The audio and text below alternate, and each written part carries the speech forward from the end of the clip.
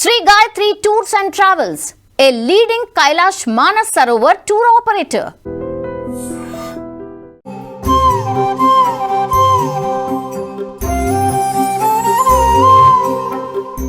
నమస్కారం, welcome to iDream media. నేను వివిజిత.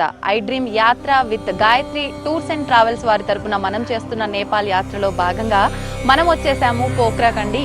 అయితే పోఖ్రా లోకల్ నుంచి మనకు ఒక 11 నుంచి 12 కిలోమీటర్ల దూరంలో ఒక మంచి ప్రదేశము, అన్ని రకాలుగా కూడా మనకి ఆనందాన్ని కలిగించే ఒక ప్రాంతం అయితే ఉందండి. ఆ ప్రాంతం దగ్గరికే ప్రస్తుతం నేను వచ్చేసాను. ఆ ప్రాంతం ఏంటి అంటే అది ఒక ఆధ్యాత్మిక క్షేత్రం అని చెప్పవచ్చు, అదేవిధంగా ఒక టూరిస్ట్ స్పాట్ అని చెప్పవచ్చు. మనమున్న ప్రదేశం అయితే మనకు సీ లెవెల్ నుంచి 1500 మీటర్ల ఎత్తులో ఉండడం జరిగింది. మనం ఈ ఎత్తైన ప్రదేశం నుంచి కనుక చూస్తే మనకు ఎన్నెన్నో ప్రకృతి రమణీయమైన దృశ్యాలు కళ్ళకి కనువిందు చేస్తూ ఉంటాయి. అసలు ఏంటి ఈ ప్రాంతం యొక్క విశిష్టత, ఈ ప్లేస్లు ప్రదేశాలు ఇవేనా, ఆధ్యాత్మికం అన్నారు, మరి ఇక్కడ ఏముంది అనుకుంటున్నారేమో. ఇక్కడ నేపాల్లోనే అత్యంత ఎత్తైన లార్డ్ శివ స్టాచ్యూస్ లో 2వ ఎత్తైన లార్డ్ శివ స్టాచ్యూ ఇక్కడ ఉందండి. ఒక్కసారి మనం ఆ స్వామి వారిని దర్శించుకొని ఆ స్టాచ్యూ ఎంత ఎత్తుంది, ఏంటి, ఇక్కడ విశేషాలేంటో మాట్లాడుకుందాం. పదండి నాతో పాటు.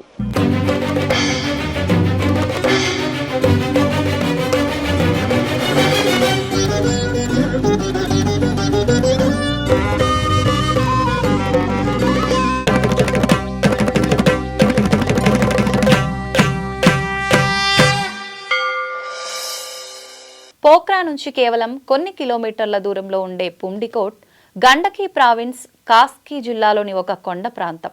పోఖ్రా నుంచి పుండికోట్ వైపు వెళ్లే మార్గంలో కారు లోపల ఉండగానే ప్రకృతి దృశ్యాలు మనస్సుని తాకేస్తాయి. ఆ దారిలో ఎడతెగని పచ్చదనం, కొండలపైకి ఎక్కే మార్గాలు, మధ్య మధ్యలో చిరుగాలులు, ఆ అనుభూతిని అనుభవించాలే కానీ మాటల్లో వర్ణించలేము. ఇక ఈ కొండపైన సందర్శకుల సందడి బాగానే ఉంటుందండోయ్. ఎంతో ఆహ్లాదకరమైన ఈ ప్రదేశం సముద్ర మట్టానికి 1500 మీటర్ల ఎత్తులో ఉంది. ఇక్కడ ఉన్న వ్యూ పాయింట్ నుంచి మనం పోఖ్రా లోయ, ఫేవా సరస్సు, హిమాలయ పర్వతాలు, మంచుతో కప్పబడ్డ శిఖరాలు, తేలుతున్న మేఘాలు చూస్తూ ఉంటే మనసుకు చాలా ప్రశాంతత కలుగుతుంది. ఇక్కడ మాకొక మర్చిపోలేని అనుభవం ఎదురైంది. అదేంటంటే ఇక్కడ నేపాల్ సాంప్రదాయ దుస్తులు ధరించిన కొందరు మాకు తారసపడ్డారు. వారు నిజంగానే నేపాల్ గిరిజన వాసులేమో అనుకున్నాం, కానీ నిజానికి వాళ్ళు కూడా నాలాగా సందర్శకులే. అర్థం కాలేదు కదా.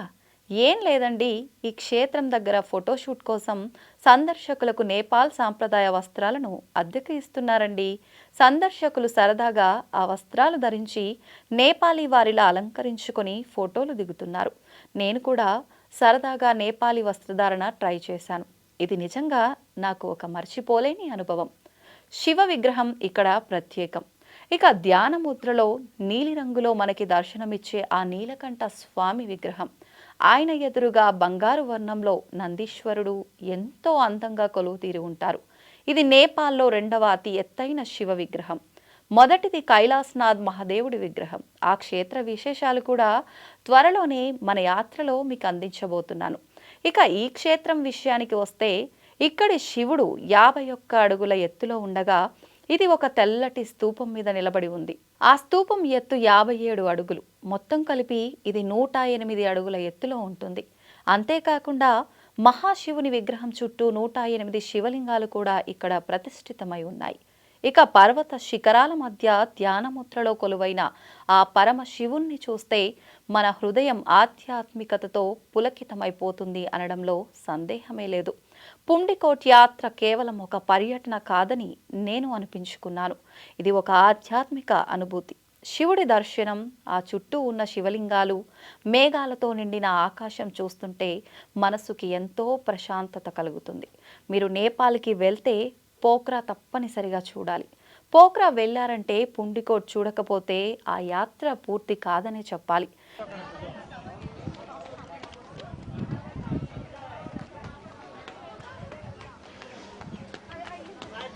మొత్తానికైతే వచ్చేసానండి నేను పైకి. అయితే నేను ఇందాక మీకు ఇంట్రోలోనే చెప్పినట్టుగా మనకు పోఖ్రా నుంచి ఈ ప్రదేశానికి రావడానికి 11 నుంచి 12 కిలోమీటర్ల దూరం అనేది ఉంది.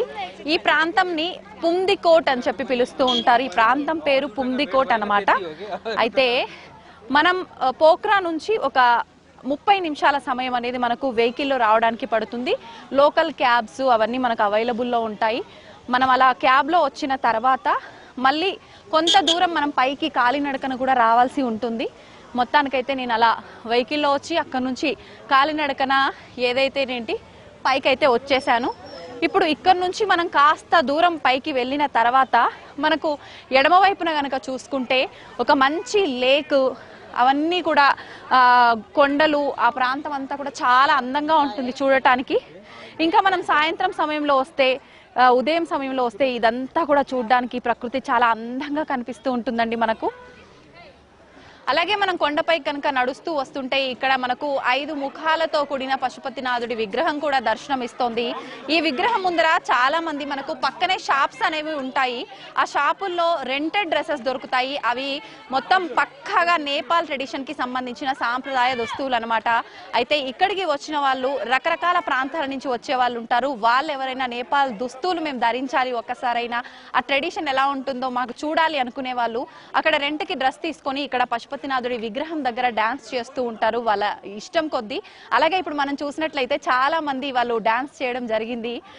మీరు ఆ విజువల్స్ లో కనుక చూస్తే మీకే అర్థమవుతుంది. అది మనం ఇక్కడ నుంచి పైకి వెళ్తే మనకు ఏదైతే మనం ఎత్తైన నేపాల్లో 2వదైన శివ స్టాచ్యూ అని చెప్పుకున్నామో ఆ శివుడి యొక్క స్టాచ్యూ కూడా దర్శనమిస్తోంది. పదండి మనం ఆ స్వామివారి దగ్గరికి వెళ్దాం. నమః శివాయ, నమః శివాయ, నమః శివాయ, నమః శివాయ.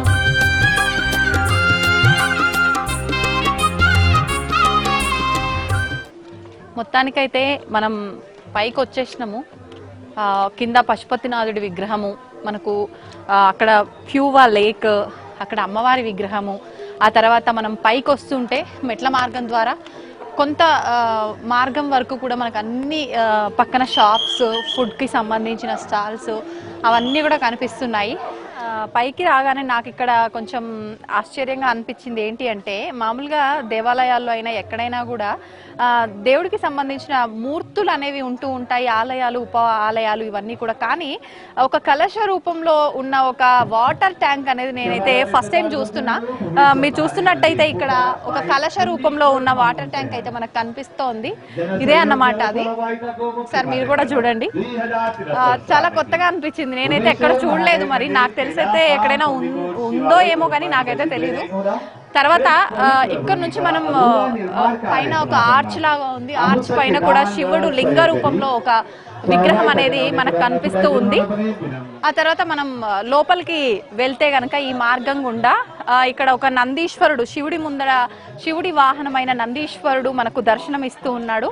ఆ తర్వాత మనం ఇందాక చెప్పుకున్నట్టుగా భూమేశ్వర్ మహాదేవ్ అని చెప్పి పిలుస్తూ ఉంటారంట ఇక్కడ శివయ్యని. మీరు చూస్తున్నట్టయితే నా వెనకాల కనిపిస్తున్నాడు మహాదేవ్, ఆ శివయ్య.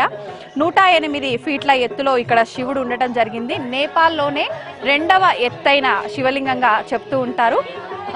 మనకు మొత్తము శివుడికి పైన చుట్టూరా కూడా ఒక స్టెప్ లాగా కనిపిస్తుంది కదా, ఆ పైన అంతా కూడా 108 శివలింగాలు. మళ్ళీ తర్వాత ఇక్కడ స్టెప్స్ నుంచి కొంచెం పైకి ఎక్కగానే ఇంకొక రౌండ్ లో ఇంకొక 108 శివలింగాలు, మొత్తం 216 శివలింగాలు మనం ఇక్కడ దర్శించుకోవచ్చు. పదండి లోపలికి వెళ్దాం. నమః శివాయ, నమః శివాయ, నమః శివాయ, నమః శివాయ.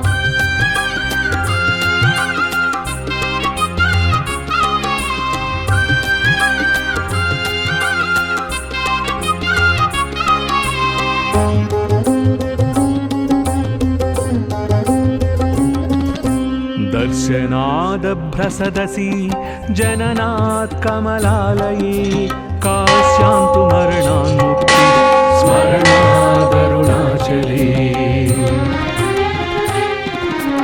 दर्शनादभ्रसदसि जननात् कमलालये काश्यान्तु मरणान्मुक्ति स्मरणा. ఇక్కడ మనకు భూమేశ్వర్ మహాదేవ్ యొక్క విగ్రహం చూసాము. ఇక్కడ భూమేశ్వర్ మహాదేవ్ యొక్క ఆలయం కూడా ఉంది. ఒక్కసారి స్వామివారిని దర్శించుకోండి మీరు కూడా నాతో పాటు.